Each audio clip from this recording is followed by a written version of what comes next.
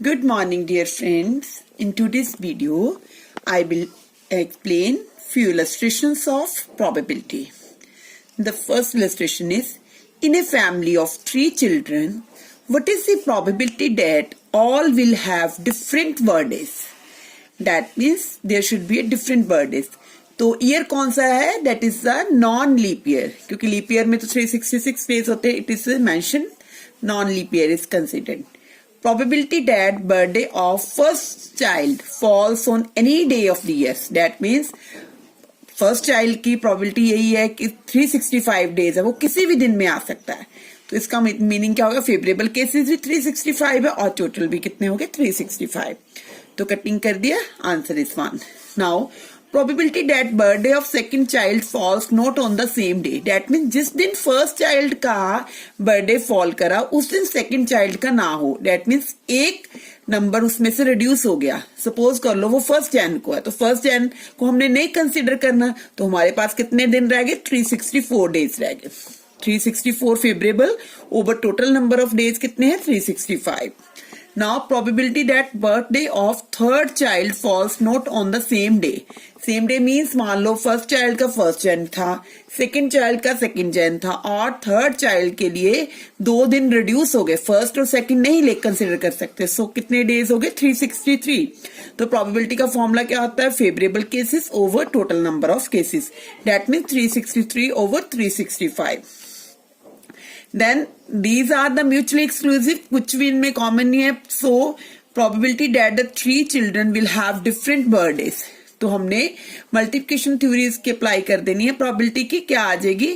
First वाले की probability multiply second वाले की प्रोबेबिलिटी मल्टीप्लाई थर्ड चाइल्ड की प्रोबेबिलिटी. तो जिसको सॉल्व करते हैं, सिंप्लीफाई करते हैं, तो I am getting 0.992. This is the answer of this illustration. Now the second illustration is 4 persons are selected at random. What is the probability that their birthdays falls on the different days of the week? That means birthday जो उनके fall करते हैं different days of the week. Week is considered total number of way in which the birthday of 4 persons can fall on the 7 days of the 7 day of the week. That means 4 persons है तो सभी की कितने days हो गए? First वाले के भी 7 डेज हो गए, सेकंड वाले के भी 7, थर्ड वाले के भी 7, फोर्थ वाले के भी 7. अब उसने कहा था डिफरेंट डेज में हो, तो फेवरेबल चांसेस क्या आ जाएंगे? Number of way in which birthday can fall of different days. First वाले के लिए 7 डेज ही है. अब सेकंड वाले के लिए कितने दिन रह गए? 6 डेज, क्योंकि उसका बर्थडे उस दिन नहीं होना चाहिए. थर्ड वाले का मतलब दोनों जिस दिन दोनों के बर्थडे है उस दिन उसका दिन नहीं होना चाहिए. 5 डेज रह गए. फिर फोर्थ वाले के मतलब क्या है? वो 3 दिन नहीं होने चाहिए जब तीनों स्टूडेंट के आए, तो इसका मतलब ये 4 रह गया. तो probability that birthday of 4 person fall on different days means favorable cases over total number of cases. Favorable कितने हैं? 7 into 6 into 5 into 4 over total कितना है? 7 into 7 into 7 into 7. इसको simplify करा तो I am getting 120 over 343. That's the answer. Now next illustration is, a card is drawn at random from a well shuffled pack of cards. What is the probability that it is a heart or a queen? That means we want to find the probability of heart or a queen.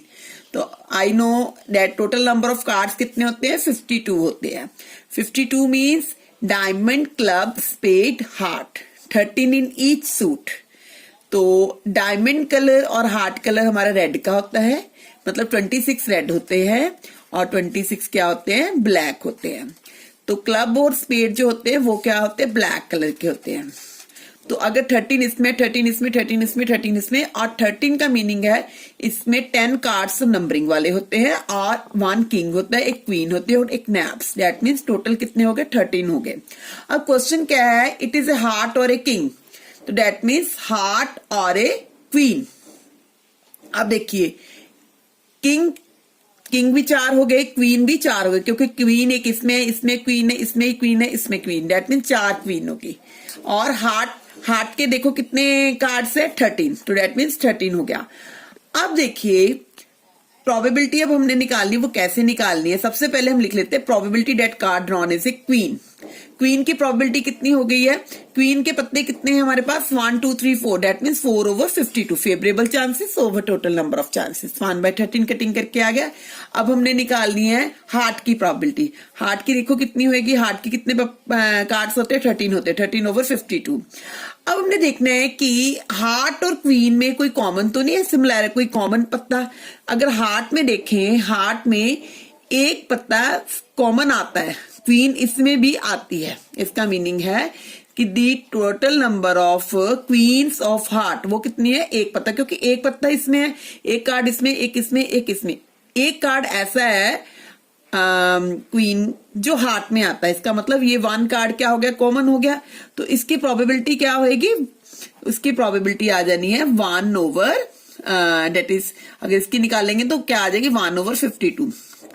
So probability that card drawn in the queen of heart, मतलब एक card ही ऐसा है 1/52। तो अब हमने निकाली probability heart और एक क्वीन, क्योंकि ये म्यूचुअली एक्सक्लूसिव नहीं है, इसमें एक कार्ड ऐसा है जो कॉमन आ रहा है, this is not a mutually exclusive event. So probability that card drawn is a queen और a heart is PA plus B is equal to PA plus PB minus PA into B.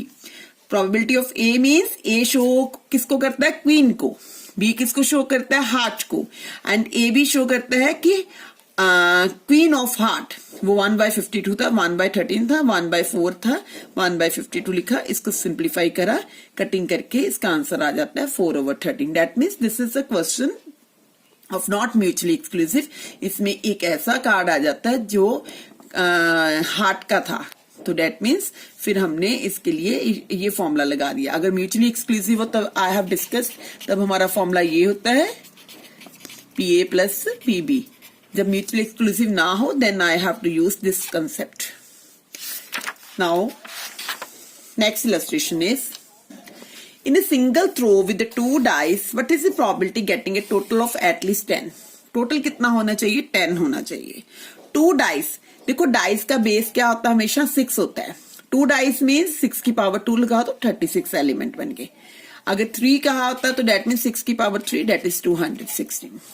तो अब 2 कहा था इसलिए 36, इसके sample space में element कितने आएंगे, 36 आएंगे। वो कैसे लिखने हैं, 1 1 1 2 1 3 1 4 1 5 1 6, क्योंकि डाइस के हमें पता ही है क्या नंबर होते हैं, 1 2, अगर सिंगल डाइस की बात करें 1 2 3 4 5 6 ये एलिमेंट होते हैं।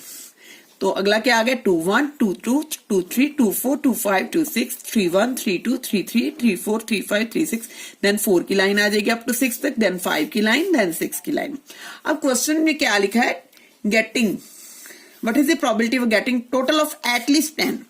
एटलीस्ट वर्ड जब आ जाता है, एटलीस्ट मीन्स 10 तो होना ही चाहिए, 2 नंबर का टोटल, 10 से ज्यादा भी हो सकता है, ज्यादा means that means it can be more than 10, 11 हो सकता है, 12 एट द मोस्ट हमारा ज्यादा से ज्यादा 12 भी टोटल हो सकता है, 12 से क्रॉस नहीं कर सकता। जब भी एटलीस्ट वर्ड आ जाता है इसका मीनिंग इट कैन बी 10 और it can be more than 10। तो पॉसिबिलिटी ये आगे 10 हो सकता है, 11 हो सकता है, 12 हो सकता है। तो देखिए 2 नंबर्स का सम हमने देखना, 10 भी कंसिडर करना, 11 भी और 12 भी। 6 + 4 10 हो गया, ये भी 10 हो गया, ये 11 हो गया, ये 11 हो गया, ये 12 हो गया और ये भी हमारा 10 हो गया। तो ऐसे कितने नंबर हो गए, 1 2 3 4 5 6। तो इसका मतलब 6 हमारे फेवरेबल केसेस हो गए। टोटल नंबर ऑफ केसेस कितने हैं, 36। कटिंग करी तो आंसर कितना आ गया, 1/6। देखो इसमें वर्ड था at least 10, at least means it can be 10 और it can be more than 10। अगर एटमोस्ट लिखा हो, एटमोस्ट का मतलब होता है 10 नहीं हो सकता, उससे कम होएगा, but it can not be more than. जब वर्ड आ जाता है एटमोस्ट 10, इसका मतलब है 10 इज पॉसिबल, 9 भी पॉसिबल है, 8 भी पॉसिबल है, 7 भी पॉसिबल है, 6 भी, मतलब सम ये भी पॉसिबल है। मतलब कम लेना होता है, जब एटलीस्ट वर्ड लिखा तो इससे ज्यादा लेना था, मोर लेना होता है। That's the question. Next question is from a class of 13 boys in 11 girls, group of 5 students are selected. That means 13 boys है और 11 गर्ल्स है। Total number of students in a class कितने हो गए, 24 हो गए। तो हमने we have to select the 5 student, that every group of 5 student is equally likely to selected. Find the probability there are exactly 3 girls in the selected group. That means जब हमने select करने स्टूडेंट तो उसमें से मतलब exactly 3 girls तो होनी चाहिए। तो टोटल नंबर ऑफ स्टूडेंट कितने हो गए 13 + 11 that is 24. Total number of way in which 5 student are selected that means 5 student जो सिलेक्ट करने हैं हमने कितनों में से सिलेक्ट करने हैं 24 में से 24C5. जब भी सिलेक्ट करना होता है मैंने I have already discussed that means we will use the concept of combination 24C5 selection के लिए. अब बोला है कि 3 गर्ल्स तो होनी चाहिए. अब देखिए गर्ल्स कितनी है 11. इसका मतलब 11 में से 3 गर्ल्स सिलेक्ट कर ली. टोटल हमने 5 स्टूडेंट सिलेक्ट करने. इसका मीनिंग क्या हो गया बॉयज कितने रह गए फिर 2 ही पॉसिबिलिटी रह गई क्योंकि टोटल लेना हमने 5. 3 तो गर्ल्स सिलेक्ट कर ली 2 कितने रह गए बॉयज रह गए. 2 बॉयज कितनों में से सिलेक्ट करोगे 13 में से.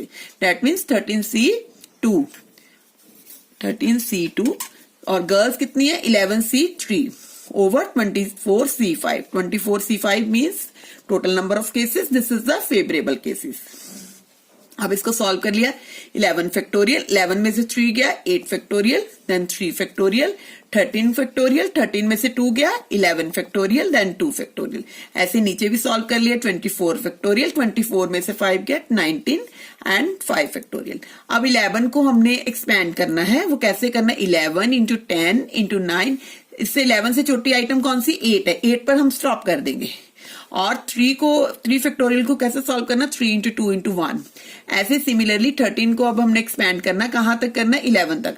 13 12 11 तक हमने स्टॉप लगा दिया है फैक्टोरियल. एंड इसके बाद 2 इंटू 1 लिख लिया. ये 24 है 24 को वी विल एक्सपैंड 24 23 22 21 20 और इससे स्मॉल टर्म कौन सी थी 19 थी. 19 पर हमने स्टॉप लगा दिया. नेक्स्ट इसको भी एक्सपैंड कर लिया 5 इंटू 4 इंटू 3 इंटू 2 इंटू 1. तो जो कटिंग है इसकी कर दी हमने कटिंग 8 कटिंग कर दी 11 कटिंग कर दी. जब इसको सॉल्व करते हैं तो I am getting here 195 over 694. This is the answer. That means question में यही था कि 13 बॉयज थी 11 गर्ल्स थी. दैट मीन्स 5 स्टूडेंट सिलेक्ट करने थे 3 गर्ल होनी चाहिए. अंडरस्टूड है अगर 5 स्टूडेंट सिलेक्ट करने तो 3 girls already mention. That means number of boys कितने रह गए 2. बॉयज कितनों में से सिलेक्ट करोगे 13 में से सिलेक्ट करोगे. This is the way how I can. Thank you dear friend. Please like, share and subscribe my channel and don't forget to share with other also.